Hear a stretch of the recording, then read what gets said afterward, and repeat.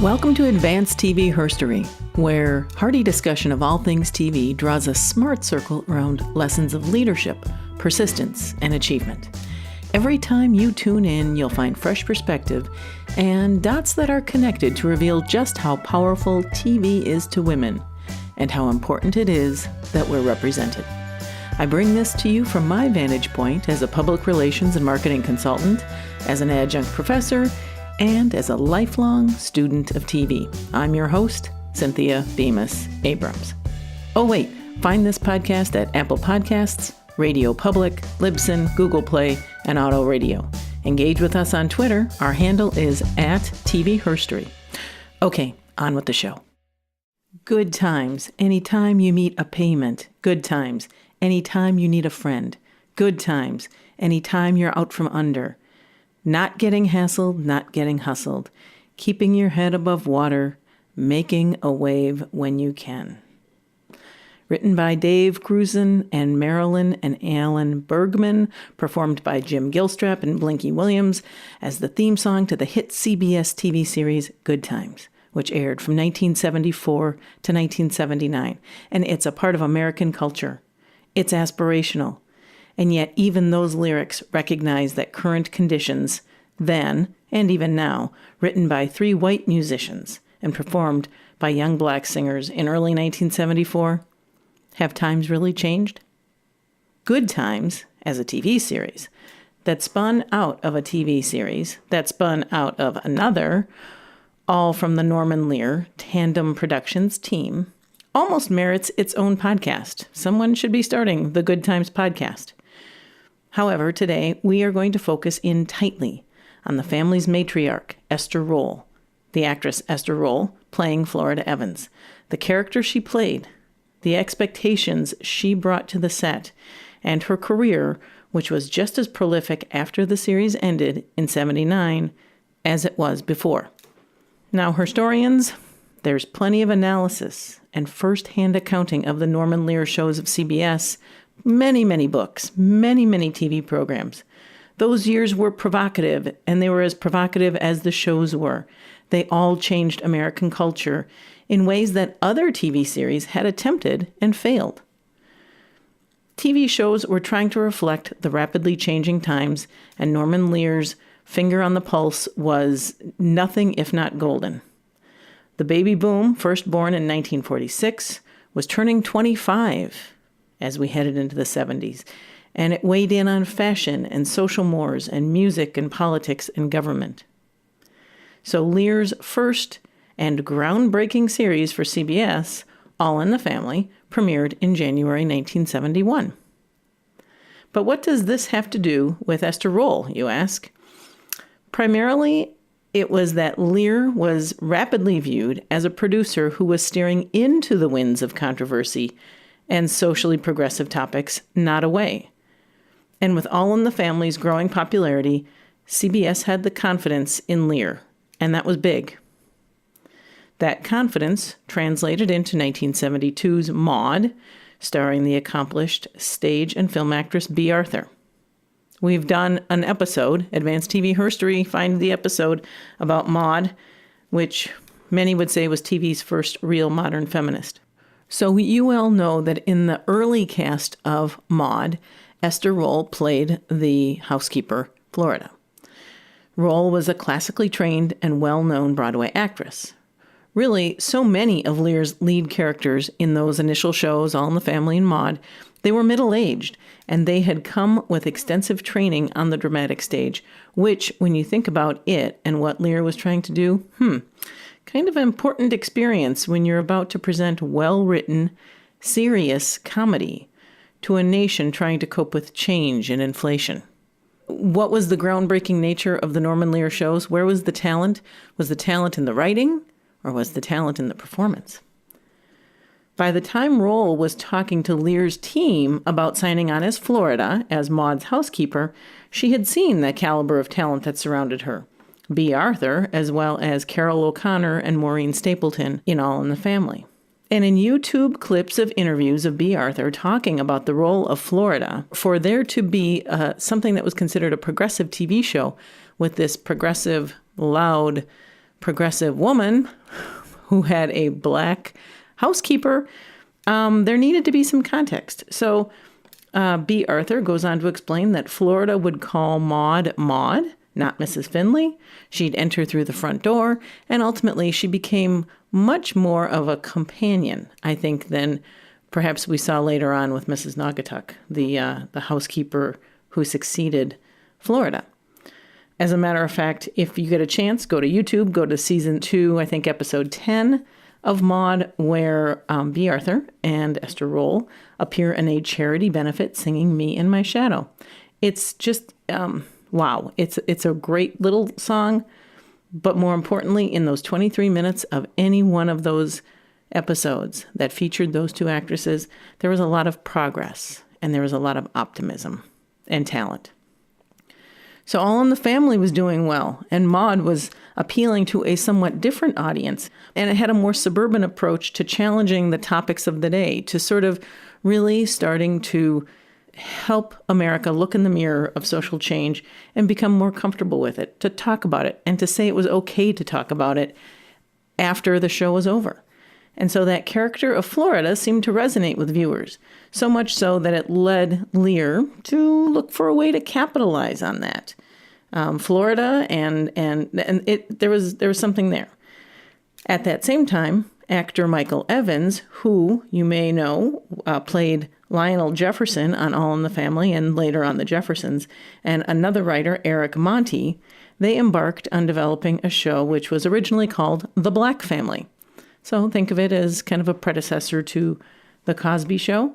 The creative team's idea melded nicely into the Lear portfolio of shows, and so they used the Florida Evans character as the spin-off point person. It worked. Now, in Maude, we did come to know a bit about Florida's background, and this is where it all starts to get important. These were details about black people that in most of white America, they didn't know any. They didn't see any at the grocery store. They didn't attend school with black people. It was a very racially segregated country in 1972, 1973. So Florida was married. She needed the job. She was ethical and hardworking, but she also wasn't afraid to stand her ground with Maude, and I think that that's where the popularity was found. Esther Rolle was interested in pursuing the transition to her own show, but not without a lot of discussion. That was really important. It was about what was America's first black family sitcom going to look like and sound like. This was a different show than Julia would have been, the show that from the 60s that preceded Good Times, starring Diane Carroll. So this accomplished dramatic actress made no bones about how high of an aspirational bar she wanted to set. And who can blame her? I mean, this was Norman Lear. This would have been the third show from Tandem Productions. Wasn't this all going to be golden? And it makes total sense, right? She should know. She's living this. She has lived this. She's middle-aged. And so what was it about that high bar that set off such a debate about the show amongst its creators and the leading lady that led them to meeting after meeting and really ultimately calling the big question? It was whether or not the Evans family would be headed by a single mother or a married couple. And there were some writers who felt that you could not have a black father figure in a comedy. There just was no humor in it. But the answer to that question, single or married, would hold social ramifications for both black and white audiences. I introduced the black father to this country. There never had been one in the whole of the country. And I risked my job by saying I won't do it unless you give me a husband for my children. So yes, the single mother-led household, the matriarch, it was a stereotype, and it would reinforce racist assumptions that had permeated society for decades now. Having a father figure would change the narrative immediately and would be seen as aspirational and healthy and complete. Because let's face it, anyone who watches TV does so in the hopes of seeing him or herself or a better version of ourselves. That's what we watch TV for. We didn't watch the Brady Bunch because we lived the Brady Bunch life. So positive representation wasn't too much to ask, or so Rolle thought. And for, her standing, which had been a very prominent figure in the New York Black theater scene for most of her adult life, she was recognized as a leader within that community.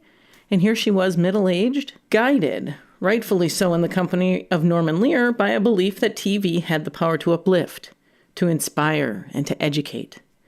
And 8 years before that conversation about the makeup of the Evans family, then Professor Daniel Patrick Moynihan appeared on NBC's Meet the Press to talk in depth about a federal report he had prepared as Assistant Secretary of Labor in the Johnson administration. If the name Daniel Patrick Moynihan rings a bell, it's because ultimately he went on to become a long-serving, very distinguished United States Senator from New York. But as Assistant Secretary of Labor under LBJ, he had been charged with a report entitled The Negro Family, the Case for National Action. And reportedly, this work product of all this study, it was highly criticized. So here's a little exchange from Meet the Press, December 1965, with the then professor, Daniel Patrick Moynihan. A Harvard psychologist who criticizes your report in The Nation. And this is what he writes, quote, "The implicit point is that Negroes tolerate promiscuity, illegitimacy, one-parent families, welfare dependency, and everything else that is supposed to follow." Now, that's the criticism he makes of your report. Now, how do you answer those charges? I can't. I'm not responsible for the fact that he can't read. As E. Franklin Frazier said, and I quoted from him at some length, there is a lot of evidence that the Negro middle-class family, when it gets its opportunity, gets a bearing, is, if anything, more stern, more rigid than most. But the evidence is simply clear. Negro Americans live like any other Americans, and when they're forced into the ghetto and forced into disorganization, they have no more better protections than anyone else. I'd like to ask you one specific question, which the New York Times quotes you today as saying. You say that 44% of the children in Harlem are illegitimate. Now, how do you know that? Those are statistics of the New York City Department of Health, sir.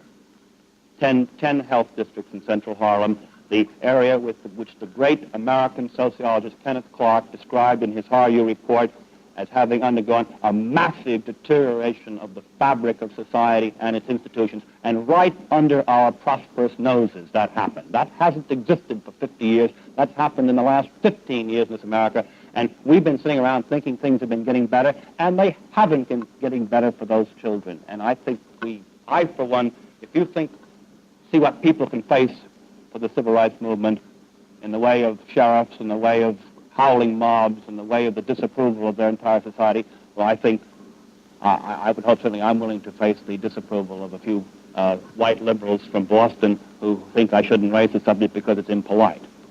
Now, that was 1965, in the midst of President Lyndon Johnson's war on poverty. 8 years later, Esther Rolle was at odds with Lear's people about the Evans family. Really? It was that controversial to say we really should have a nuclear family in place for the first TV sitcom that was family-based around a black family? Really?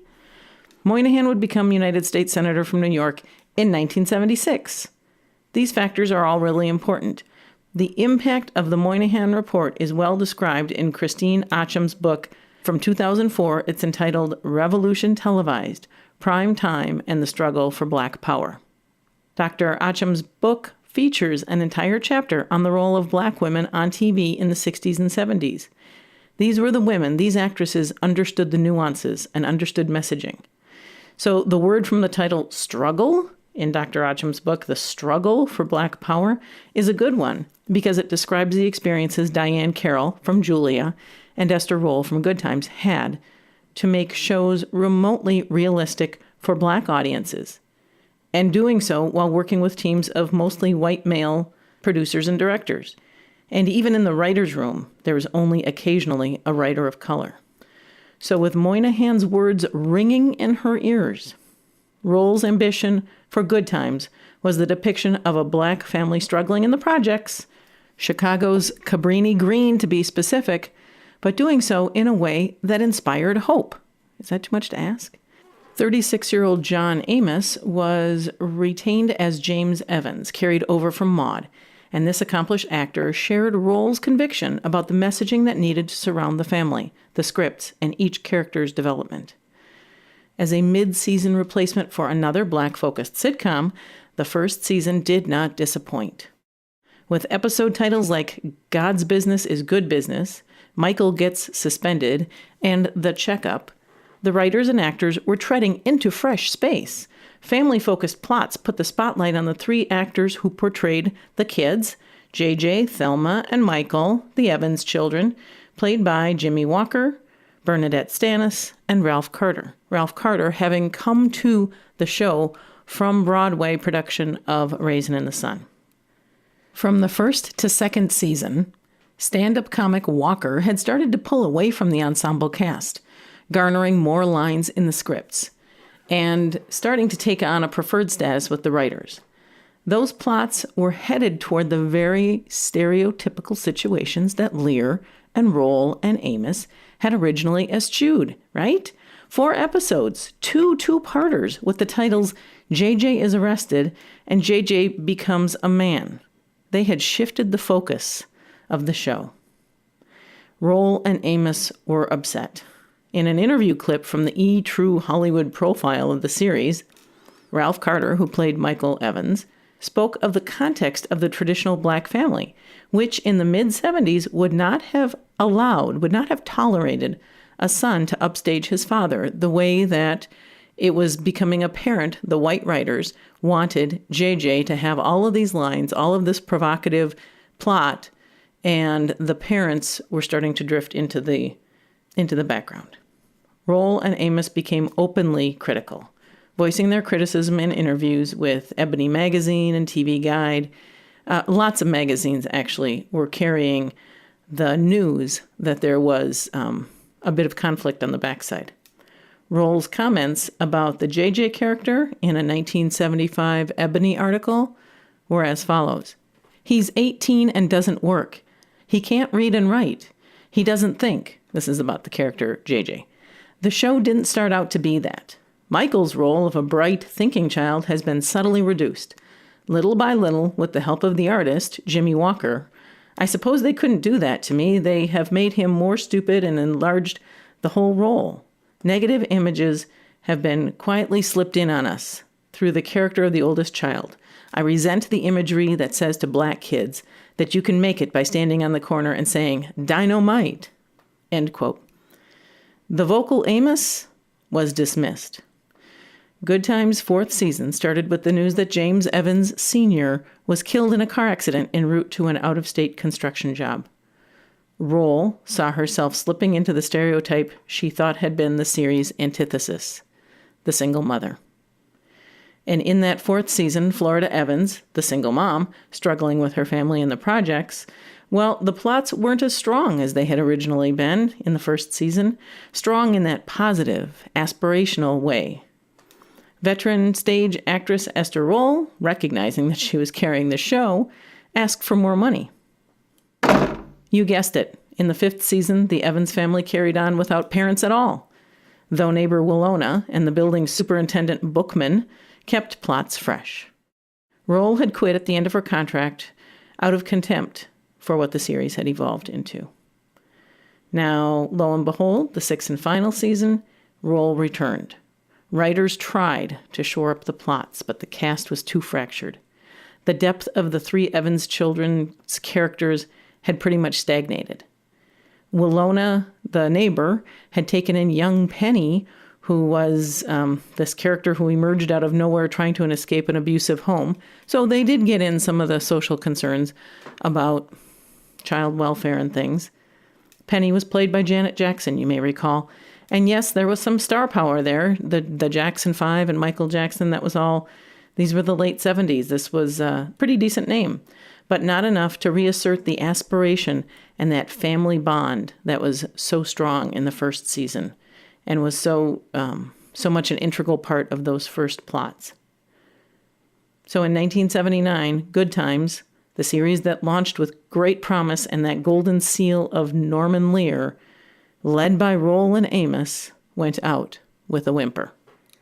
Now, one might conclude from this clip from Sammy and Company, which was Sammy Davis Jr.'s talk show that ran from 1975 to 1977, that Rolle could see the handwriting on the wall. In venues such as Sammy's Couch, she had her choice. She could either talk about the past, which for her and her experience would include the heavy talk of racial equity and rights and power, which had been part of her work with the NAACP and the Negro Ensemble Company, a theater group in New York. She could talk about the present, which would be the buffoonery of Jimmy Walker, while the show was still going on and she was still holding down her role as Florida. Or she could just crystal ball her own future. Do you miss the stage? I cannot tell a lie. Yes, I do. I love what I'm doing. Yes. But the stage is the ABCs of the business. Yeah. So every now and then, I'd like to go back and recharge my batteries, you know. Because there is a thing about the stage. You really know what you are and what you're doing. You have no help. Once that curtain goes up, that's it. You're on your own. There is no sound man to tone down your voice or bring it up. There is no lighting man to show the better side of you. There is nothing. You're out there by yourself. But you do get to know you and what you're capable of doing.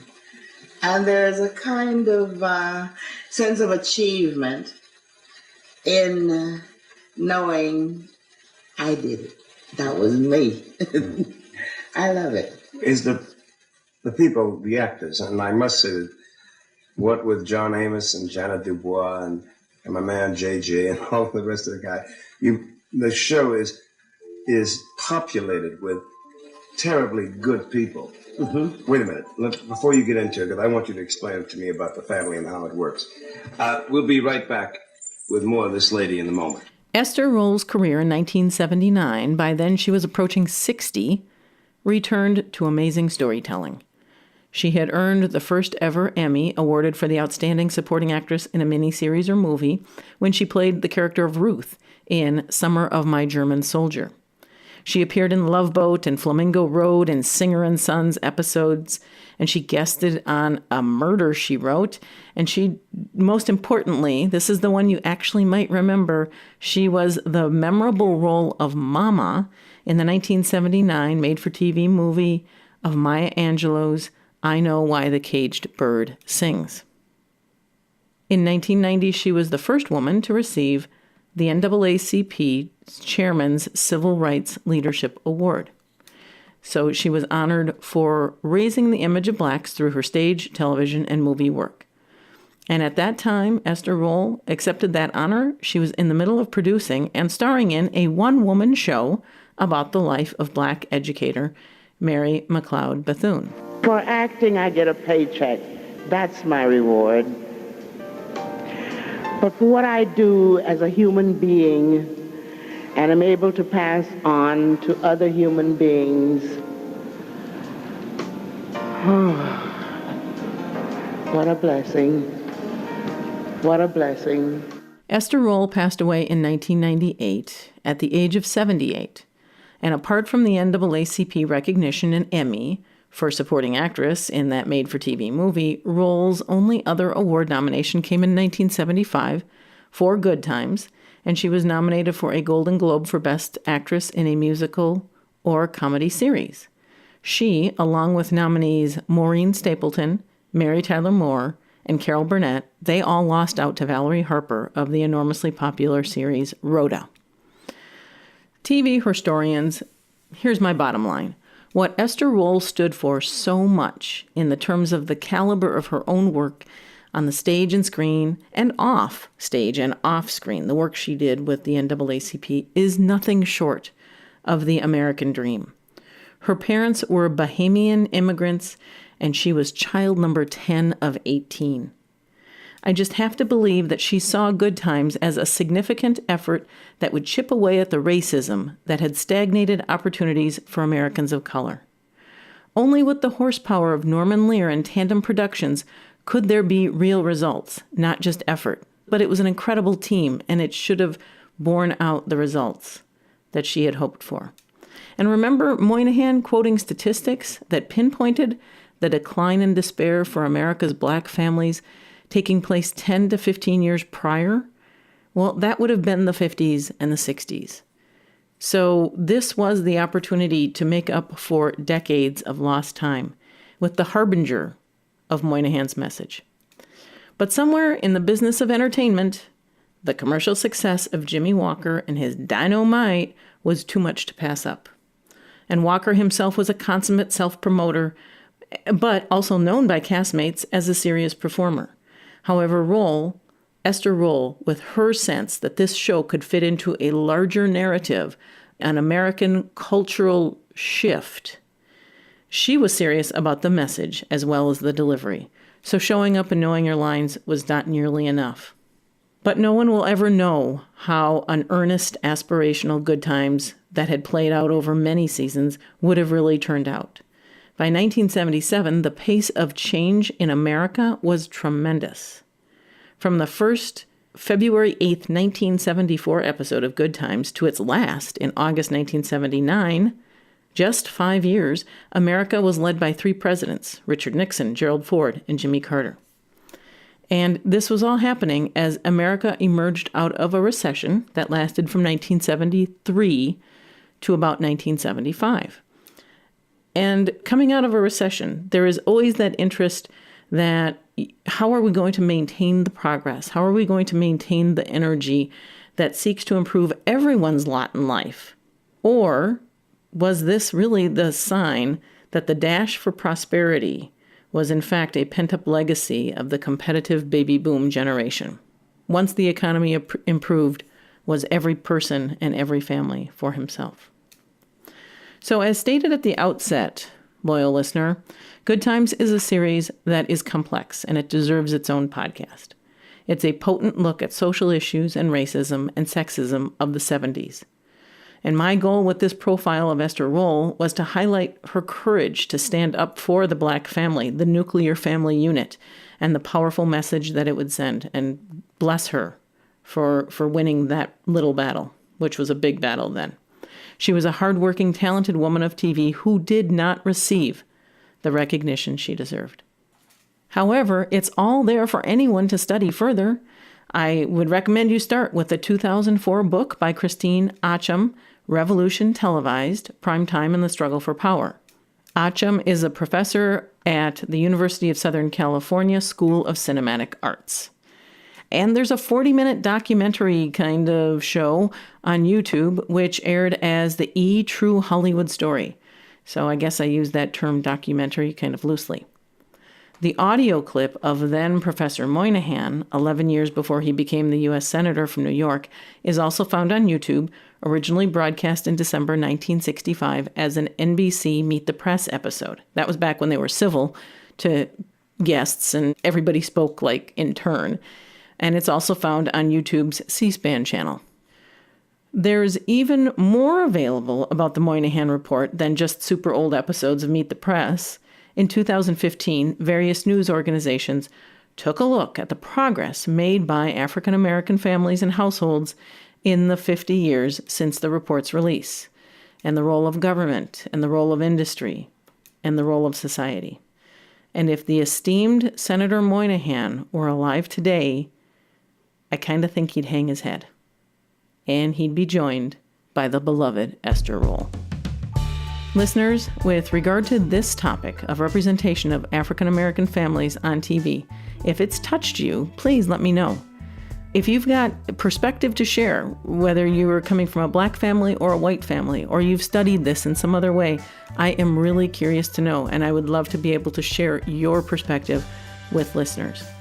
There is so much more to this discussion, and given the nature of this podcast and the richness of all of Norman Lear's shows, we simply had to start somewhere. So Esther Rolle seemed like the right story of courage, a story, though, that most people don't know. And let's face it, if we are looking to identify with women on TV, we are outnumbered and out-resourced every day. Our voices are marginalized or dismissed on news analysis panels. Reports indicate that sports coverage of women athletes has become more, not less, sexist and racist. And we don't have an hour, let alone weekends worth of coverage across numerous channels to cover the actions of women in and of TV, or the news in general. But picture this, 2 or 3 smart women sitting at the desk with screens and a telestrator. An hour dedicated to breaking down the reactions of Anita Hill's testimony in 1991 before the Senate Judiciary Committee. Let's talk about statistics and body language and context, maybe provided by Professor Hill herself. Or a replay of that NAACP salute to Esther Rolle.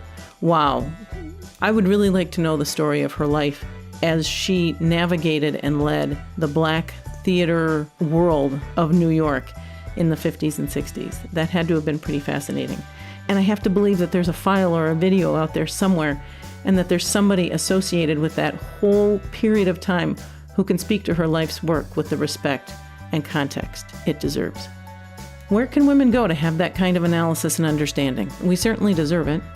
Until such time as that show reaches TV, rest assured you'll find it here at Advanced TV Herstory. Subscribe on Google Play, Apple Podcast, and Auto Radio. Play it directly on your device at Player FM, Libsyn, or our podcast website, www.tvherstory.com. Your recommendations mean the world to me, and helping someone, a new listener, maybe somebody who watched The Good Times, master the easiest way for them to listen to this show, it's the greatest compliment you could give me. Our Twitter handle is @TVHerstory, our email, advancedtvherstory@gmail.com. It's never been more important for women and girls to see themselves on TV. All colors, shapes, interests, family structures we experience in our lives. We need to see this. And the only way that that will happen is for women to reclaim their status behind the camera, in front of the camera, and shaping the messaging. We need to band together to educate, celebrate, and fortify one another. By golly, please be a part of this important conversation. This is why I podcast. I'm your host, Cynthia Bemis Abrams.